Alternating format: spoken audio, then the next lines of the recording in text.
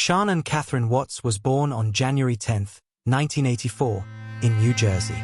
She was driven, passionate, and full of energy. Friends described her as someone who never gave up. She had overcome illness, financial struggles, and heartbreak. But through it all, she built a life she was proud of. She found love with Chris Watts, a quiet, polite man from North Carolina. He worked as an oil field operator, steady, dependable, calm. Together, they built what seemed like the perfect family. 2 beautiful daughters, Bella, age 4, and Celeste, age 3. And soon, a baby boy, whom they had already named Nicole. Their lives looked flawless. Family photos, matching outfits, videos of laughter, hugs, and bedtime stories. But behind those smiles, cracks were beginning to form. In early 2018, Shanann began noticing changes. Chris was distant. He avoided eye contact. He seemed distracted, emotionally cold. She tried harder, date nights, trips, family activities.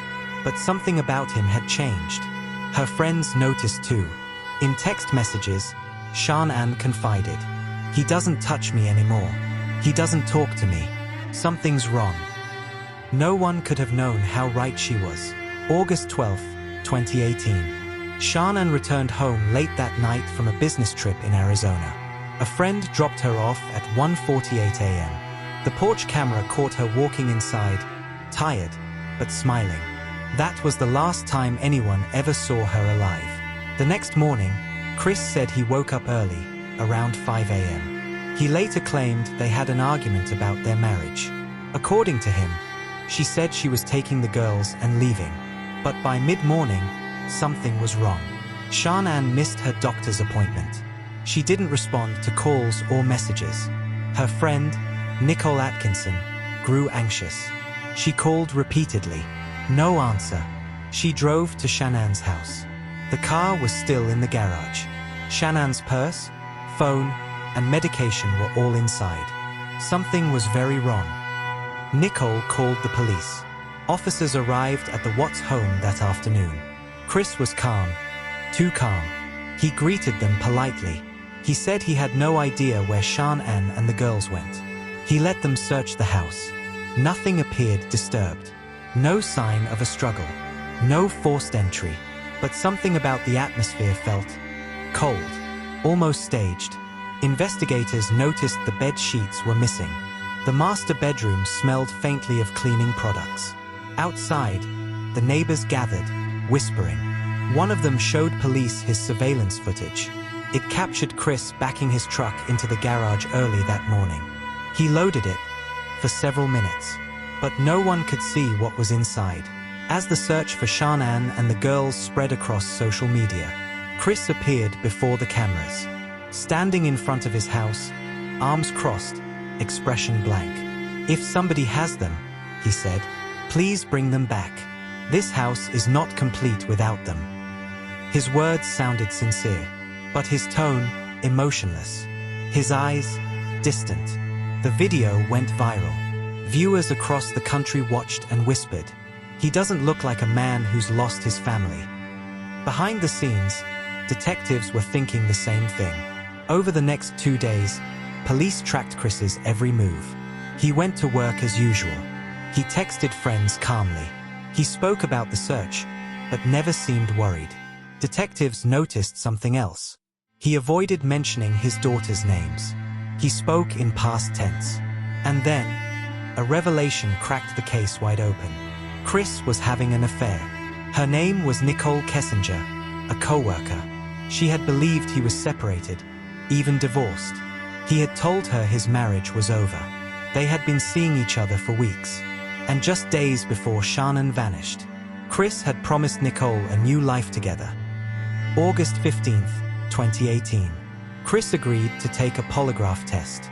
He smiled nervously as it began, but the examiner's warning echoed in the room. "There's no way you're gonna pass this test." He didn't. After hours of questioning, the truth started to leak through the cracks. Chris claimed he killed Shanann, but said it was in a sudden rage after she hurt the girls. A lie meant to save himself. Detectives didn't buy it. They pressed harder. Finally, Chris whispered the unthinkable. "I'll tell you where they are." He led them to a remote oil field owned by Anadarko Petroleum, the company where he worked. There, beneath the blazing Colorado sun, investigators uncovered a shallow grave. Shanann's body was buried there. Nearby, they found 2 massive oil tanks. Inside were the remains of Bella and Celeste. The discovery horrified even the most experienced officers. The reality was almost too gruesome to believe. Autopsy results confirmed the truth. Shanann had been strangled to death. Bella and Celeste had been smothered by their own father. Chris had wrapped their bodies in blankets, loaded them into his truck, and driven them to the oil site before sunrise. He placed each of his daughters in separate oil tanks and buried Shanann in a shallow grave nearby. The nation was speechless. At vigils in Frederick, candles burned through the night. Neighbors wept. Stuffed animals and flowers piled up outside the Watts home. Shanann's parents, Frank and Sandy Rusek, were left broken, grieving a daughter, 2 granddaughters, and a grandson who would never be born. The betrayal was unimaginable. Chris Watts was arrested and charged with 3 counts of first-degree murder, 1 count of unlawful termination of a pregnancy, and 3 counts of tampering with a deceased body. To avoid the death penalty, he pleaded guilty in November 2018. During sentencing, the judge called his actions the most inhumane and vicious crime he had ever seen in thousands of cases. Chris was sentenced to 5 life sentences without parole, plus 84 additional years. He will die behind bars. Months later, during a prison interview, Chris revealed the chilling truth. He said Shanann woke up that morning and confronted him about his affair. She cried. She begged him to stay. He strangled her instead. Then, he smothered Bella and Celeste, while one of them watched. Bella's last words were, "Daddy, no." Those 2 words still echo in the minds of millions who followed the case. The Watts family murders shocked the nation, not just for the brutality, but for how normal everything had looked.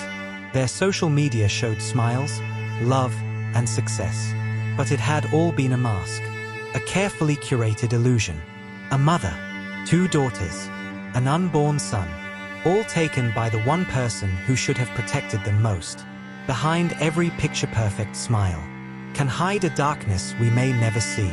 This is the story of the Watts family murders, a tragedy that reminds us that sometimes the monsters don't hide in the shadows.